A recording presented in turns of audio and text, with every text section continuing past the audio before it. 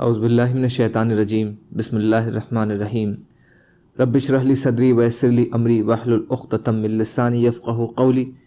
ریاض الصالحین حصہ اول، احادیث نبی صلی اللہ علیہ وسلم۔ حضرت ابن شماسہ بیان کرتے ہیں کہ ہم حضرت عمرو بن عاص رضی اللہ تعالی عنہ کی خدمت میں حاضر ہوئے جب کہ وہ آخری وقت میں تھے، تو وہ کافی دیر تک روئے اور اپنا چہرہ دیوار کی طرف کر لیا۔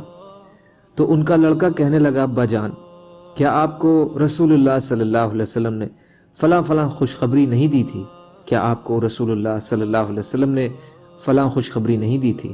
2 بار انہوں نے کہا، چنانچہ آپ نے اپنا چہرہ اس کی طرف پھیرا اور فرمایا، بے شک سب سے بڑا آخرت کا سامان جو ہم تیار کر رہے ہیں وہ ہے اللہ کی توحید کی گواہی کہ اس کے سوا کوئی معبود نہیں، اور محمد رسول اللہ صلی اللہ علیہ وسلم کی رسالت کی گواہی کہ آپ اللہ کے رسول ہیں۔ مجھ پر 3 قسم کے حالات آئے ہیں، یعنی میں 3 دوروں سے گزرا ہوں۔ میں نے اپنا یہ حال دیکھا کہ مجھ سے زیادہ رسول اللہ صلی اللہ علیہ وسلم سے نفرت رکھنے والا کوئی نہ تھا۔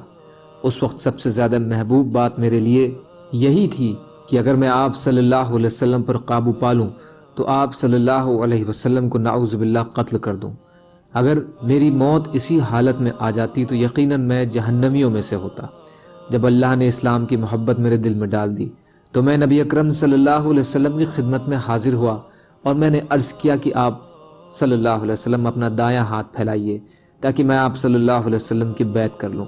تو آپ صلی اللہ علیہ وسلم نے اپنا ہاتھ پھیلایا تو میں نے اپنا ہاتھ واپس کھینچ لیا۔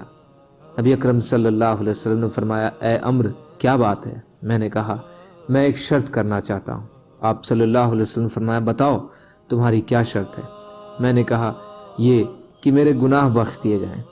نبی اکرم صلی اللہ علیہ وسلم نے فرمایا، کیا تمہیں معلوم نہیں کہ اسلام پہلے کے گناہوں کو گرا دیتا ہے، یعنی ختم کر دیتا ہے، اور ہجرت اپنے پہلے کے گناہوں کو گرا دیتی ہے، اور حج پہلے کے گناہوں کو گرا دیتا ہے۔ چنانچہ اسلام قبول کر کے میں نے آپ صلی اللہ علیہ وسلم کی بیعت کر لی۔ اس کے بعد یہ حال ہو گیا کہ مجھے رسول اللہ صلی اللہ علیہ وسلم سے زیادہ محبوب اور میری نظر میں آپ صلی اللہ علیہ وسلم سے زیادہ جلیل و قدر کوئی نہ تھا۔ آپ صلی اللہ علیہ وسلم کی عظمت اور جلال کا نقش اس طرح میرے دل میں تھا کہ میں نظر بھر کر آپ صلی اللہ علیہ وسلم کی طرف دیکھنے کی طاقت نہیں رکھتا تھا، اور اگر مجھ سے آپ صلی اللہ علیہ وسلم کا حلیہ مبارک بیان کرنے کو کہا جائے تو میں اسے بیان نہیں کر سکتا، اس لیے کہ میں نے کبھی نظر بھر کر آپ صلی اللہ علیہ وسلم کو دیکھا ہی نہیں۔ اگر میری موت اسی حال میں آ جاتی تو یقیناً امید تھی کہ میں جنتیوں میں سے ہوتا۔ اس کے بعد پھر ہم کئی جہاں کے ذمہ دار بنائے گئے، حکومتی عہدوں پر رہے۔ میں نہیں جانتا ان کے بارے میں میرا کیا حال ہوگا۔ تو جب میں مر جاؤں تو میرے جنازے کے ساتھ کوئی نوحہ کرنے یا رونے پیٹنے والی عورت نہ ہو، نہ کوئی آگ ہو، اور جب مجھے دفنا چکو تو مجھ پر تھوڑی تھوڑی کر کے مٹی ڈالنا، پھر میری قبر پر اتنی دیر کھڑے رہنا جتنی دیر میں ایک اونٹ ذبح کر کے اس کا گوشت بانٹ دیا جائے، تاکہ میں تم سے پریچت رہوں اور دیکھوں کہ اپنے رب کے بھیجے ہوئے فرشتوں کو کیا جواب دیتا ہوں۔ مسلم شریف۔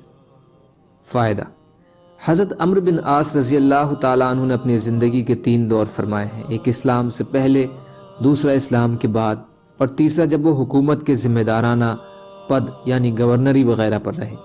اس تیسرے دور کی بھاری ذمہ داریوں میں سے وہ خوفزدہ تھے کہ ان میں کوتاہیاں نہ ہو گئی ہوں جن کی بنا پر بارگاہ الہی میں گرفت ہو۔ اس حدیث سے فائدے معلوم ہوئے ہیں۔ پہلا، اسلام سے پہلے کی سخت دشمنی قبول اسلام کے بعد سخت محبت میں بدل گئی۔ دوسرا، نبی کریم صلی اللہ علیہ وسلم کی عظمت و جلال صحابہ کرام رضی اللہ عنہ کے دلوں میں نقش تھی۔ تیسرا، موت کے وقت غلطی کے ڈر سے اور اللہ کی رحمت کی امید سے رونا جائز ہے۔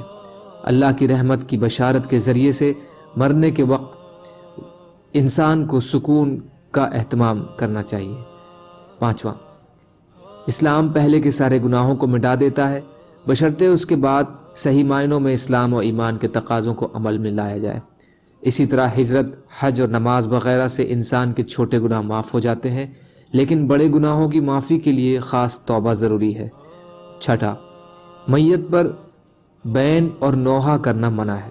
ساتواں، موت سے پہلے وصیت کرنا مستحب ہے۔ خاص کر ان بدعات اور رسومات کے بارے جن کے ہونے کا ڈر ہو۔ 8واں، قبر کے منکر نکیر فرشتوں کے سوال کرنے کی وضاحت جیسا کہ اہل سنت کا عقیدہ ہے۔ 9واں، دفنانے کے بعد قبر پر دیر تک کھڑے رہنا اور میت کے لیے ثابت قدمی کی دعا کرنا یہ سنت ہے، جیسا کہ دوسری روایات میں نبی اکرم صلی اللہ علیہ وسلم کی اس کی بابت حکم موجود ہے۔ 10واں، دفنانے کے فوراً بعد قبر پر نیک لوگوں کی موجودگی سے صاحب قبر کو آسانی ہوتی ہے اور سوال جواب میں آسانی، اسی لیے حدیث میں تاکید ہے کہ کھڑے ہو کر اس کے لیے ثابت قدمی کی دعا کریں۔